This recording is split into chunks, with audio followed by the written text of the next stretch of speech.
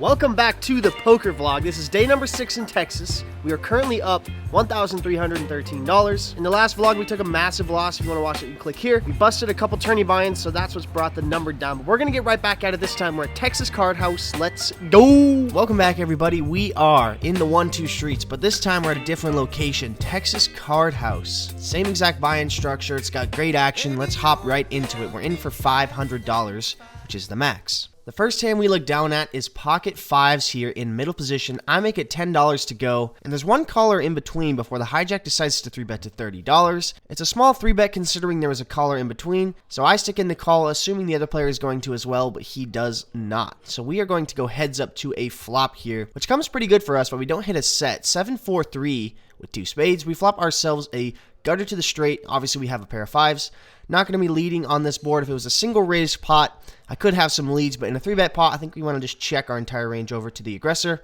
So that's what I do. I check, and he bets out for $25. Don't think there's too much for me to do here but call. Obviously, we can still be behind all of his overpairs, but his range still consists of ace high, king high, queen high, flush draws, random hands like that we still beat. So I stick in the call. So we're off to a turn, which is the deuce of diamonds. Now that gives us an open-ended straight draw. Any ace or 6 would give us a straight, and it's a card under our 5, so we really love this card. I'm going to check it over to my opponent, and he decides to size up here. He makes it $80 to go. In my head, there's still a large amount of hands my opponent could be bluffing with. We can't always just put him on over pairs, especially when we get a beautiful looking turn like the deuce of diamonds. I think pocket fives are still going to be ahead a good portion of the time, so I stick in the call, and we see a river. Pretty big brick. It's the jack of hearts. Some of his flush draws might make a pair there, but it shouldn't change the hand too much. I check it over to my opponent, and he decides to check it back. Pretty relieved. I show my pocket fives. He gives me the nod, and we're going to scoop in this $283 pot. I wonder what I would have done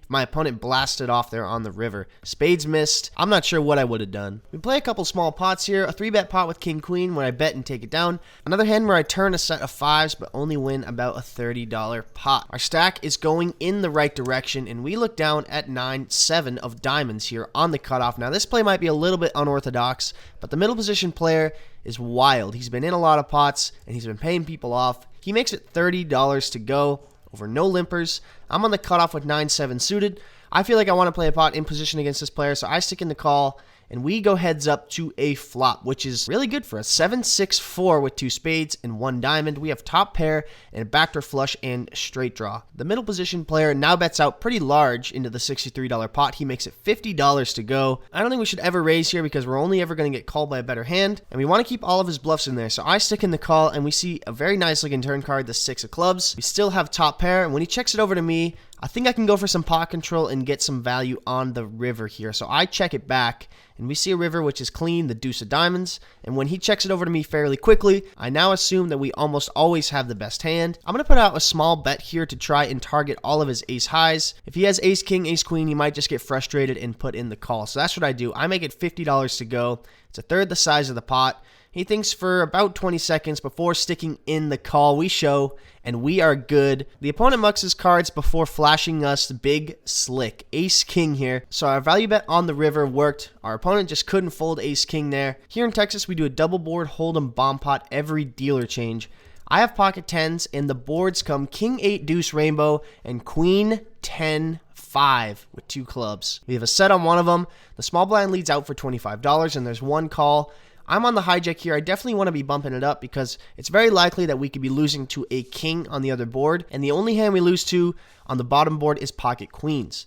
So I make it $90 to go, and we do get one caller, and it's from the small blind. So we're going to go heads up here to 2 turn cards, which is the 8 of spades and the 4 of hearts. So when he checks it over to me, I think I need a bet here for the same reason. I want to try to get value from worse hands that I have beat on the bottom board, but at the same time, I want to try and push off a king off the top board. So I bet out for $110, and the small blind looks quite uncomfortable, and he makes the fold before flashing us the king deuce of hearts. So that turn card was bad for him. It counterfeited his 2 pair. Regardless, we were beat on that board, so we were chopping. So it's nice to scoop the whole pot. A few more chips have made its way over to our stack. We're looking very nice. We have about 900, so we're currently up 400 on the session, and we are in the big blind here with 7-5 of clubs. There's a $5 straddle and 3 limps over to me. I have a suited gapper here. I'm definitely going to be putting in the call for $3 more, and the straddle checks his option, We're going 5 ways here to a flop, which is Jack 6-4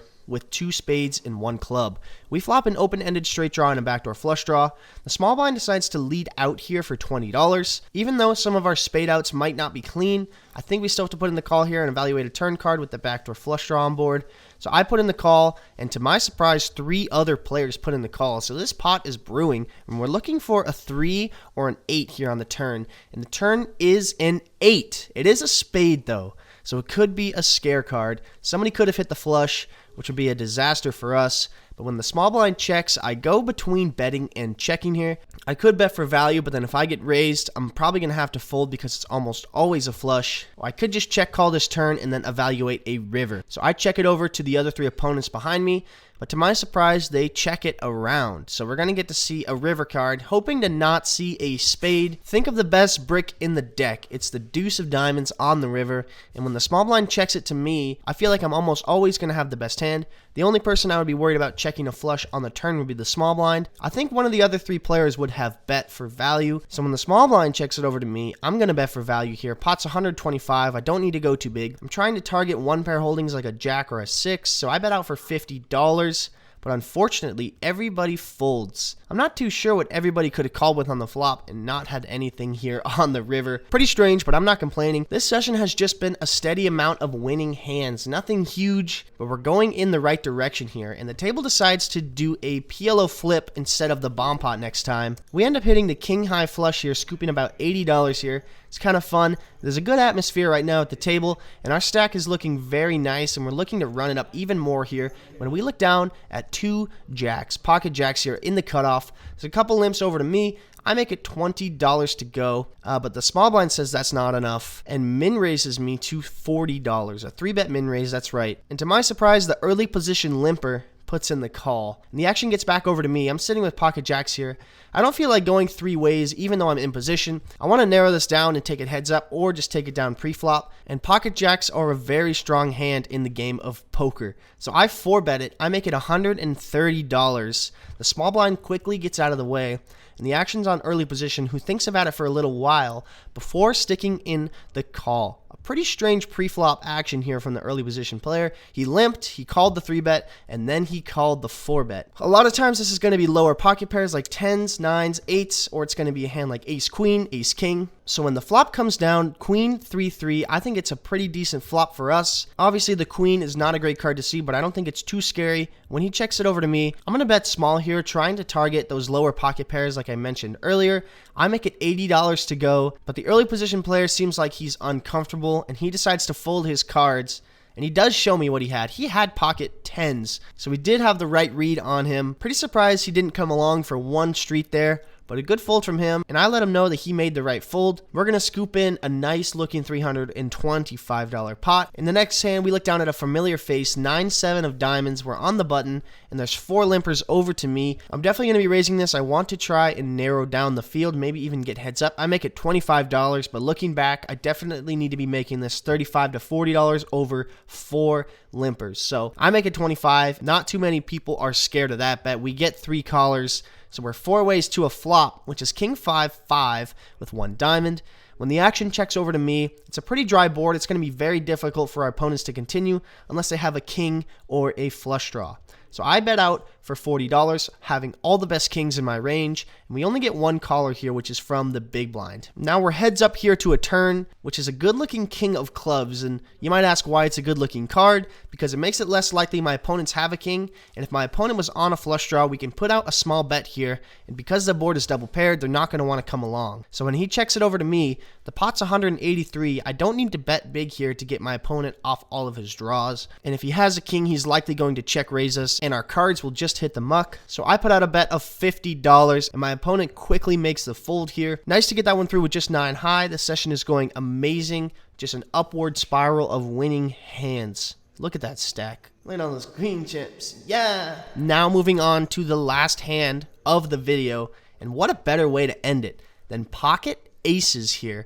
We have aces, unbelievable stuff. We're in middle position, there's 1 limp. I make it $15 to go. Again, should be making this $20 over a limper. Either way, we get 1 call from the cutoff, and we're heads up to the flop, which is queen 9-7 rainbow. The action's going to start on me, and I'm definitely going to be betting here. I make it $15, and the cutoff doesn't think that that's enough. He makes it $45 here. Obviously, I think aces are going to be ahead of a lot of his raising range here. He could be doing this with just a queen. He could have 10-8. He could have Jack-10. Don't worry, we're still giving him credit for pocket 7s, pocket 9s, queen 9, 9-7, and who knows, we're in Texas, queen 7 suited. I do think he would 3-bet me pre with pocket queen, so he can take that out of the equation. Either way, I'm not going to be going anywhere on this flop. I stick in the call, and we see a pretty wet turn card. It's the king of hearts. Jack-10 now makes a straight, and a hand like king-queen now has us beat. So I check it over to him. I'm not going to be leading when he raises me on the flop. And he sizes up here. He makes it $80 to go. Even though it's pretty scary here, I still don't think that we can be folding on this turn card. We have aces. We still beat a lot of his value hands. So I stick in the call here to evaluate a river, which is a beautiful looking deuce of spades. A big old brick on the river. I check it over to him to see what he does. And he pretty quickly